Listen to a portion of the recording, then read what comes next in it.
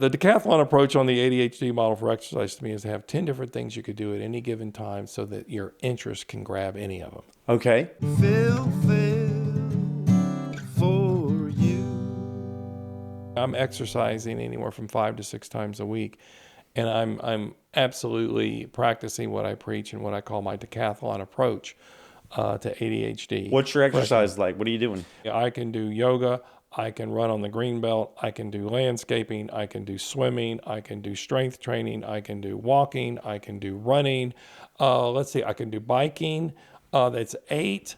I'm sure there's a couple You said more. landscaping in there. That sounded like a chore. For fun.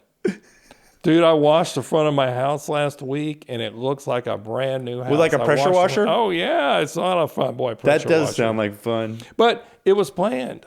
And so I was making sure I had enough water and electrolytes. My wife was bringing me snacks every hour or so I kept my fuel up. And it's exercise for sure. Right. Oh, my God. You mow the yard anytime 5 hours. after like in between, Sure. 11 and 7 in the afternoon, and you're getting heat. Right. So, the whole idea of exercise, all right, and the decathlon approach is a resource. That's on the resourcing, thriving side of ADHD. But if you've always viewed exercise as hard or something's wrong with me, then there's a problem there. Because if you look at, so I grew up in the high school sports days where coaches felt like you had to get sick, and you had to throw up if you were exercising hard enough. Now you're really doing it, son. It was the worst way to exercise in the world. They did that? Oh my gosh, yes. I don't think we should throw up when we're exercising. No, I shouldn't either. Let's go run 40-yard sprints until someone pukes. And then when someone pukes, it's over. And I'm like, this is insane. I think we were just mean to people back in the day. We just didn't know. We didn't know. It was, yeah. That was like tough, and you're working hard if you throw up. Right. And so the reality now is listen to your body. Yeah. Know what works best for me. Yeah. I can do workouts and exercise with the best of them because I know who I am, and how I work. So this is the first resource we're sharing with everybody is the decathlon approach to movement. Exactly. And it comes in a context or a lifestyle where you're incorporating movement into your daily life. Absolutely. You have 10 exercises. You listed 8, but I think your working memory might be showing up for those last 2. Oh, yeah. So you have 10 exercises that you could pull every day. Hot yoga is another exercise. Yeah, that's 9. Different from exercise. He still has one to go on. I got one more. It's coming. Don't you worry. But he already said yoga. Anyway, you have 10 exercises that you could pull out of a grab bag at any time, and it lets your attention kind of have diversity. Yes. It lets you have choice. Yeah, choice. It lets you have an interest level that matches wherever you are at any given time. One of our biggest issues with exercise or those kind of things is it gets boring, it's routine, or it's hard, or I don't understand it. Yeah. Okay. Versus, rowing. There's another exercise. That's 10. He's gotten to 10, y'all. If you want, think of right now 10 exercises that you could pull up and put them in the comments. Share your 10 exercises with us. Right. If I thought of 10 exercises, I'm going to do it real quick. Okay, now we got 11. Paddleboarding. Oh, he's got 11 now. I've got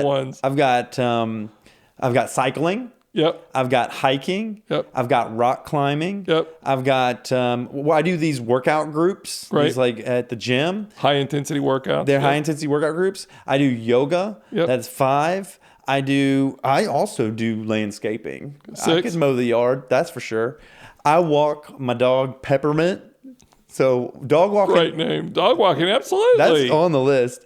And so I need 3 more. Can I put doing the dishes on the list? I don't know if that's a workout. Let's see. You have to get your heart rate up for that one over meditation. I'd have to be doing them real ferociously. Let's see. I'm going to keep pondering on the last 3. Phil's got 3 more, folks. Here we go. They're coming. They're coming. But I've got 7 just right off the bat. I think y'all could think about, 10, put them in the comments, share with us. What are you guys doing for your decathlon? Because if you look at exercise as one of the components in managing ADHD long term, it's critical.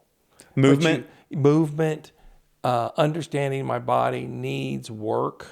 Okay, we are such a sedentary society that sits for our jobs, that sits for our work. Not over here. Not over We're here both either. here in a journey, and mine started a little bit with you Right.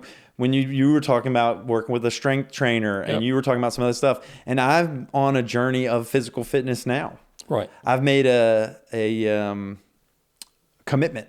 That's Yep. the word. A Yes. commitment to reducing my body weight, but also the body fat and all that stuff.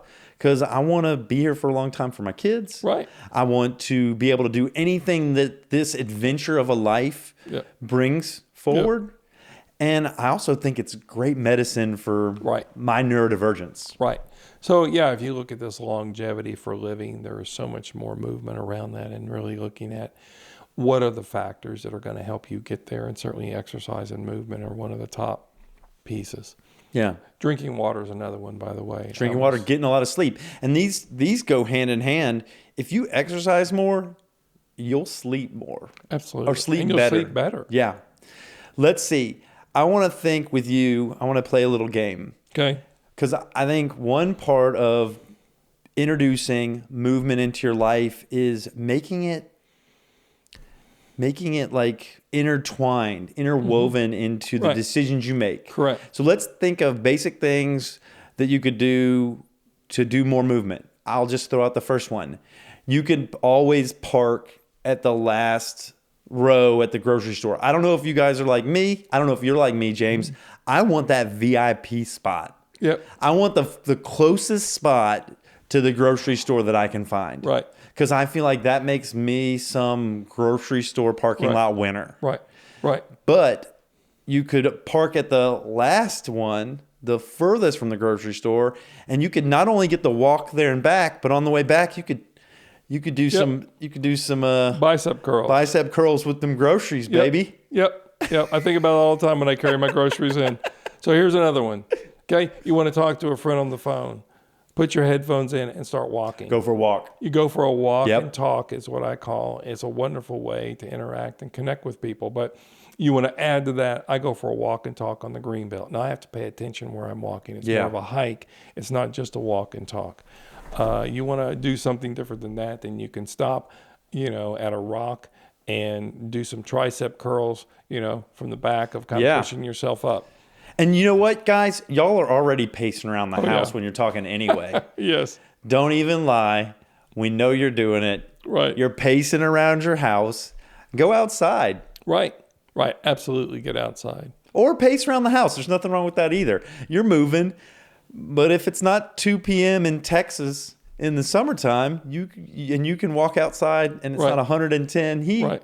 Right. And even if it is hotter, get that movement. Get that. Well, but even the hot, sweaty stuff for a short period of time, knowing what you're doing is good for your body to Yeah. sweat. It's good to feel that. It's why I power washed my house for 5 hours. But I did it in a way that was very dialed in and cleaning the windows so it sparkles and, all that is pleasurable. But And you're also you're tending to your nest. Right. You're like making your life.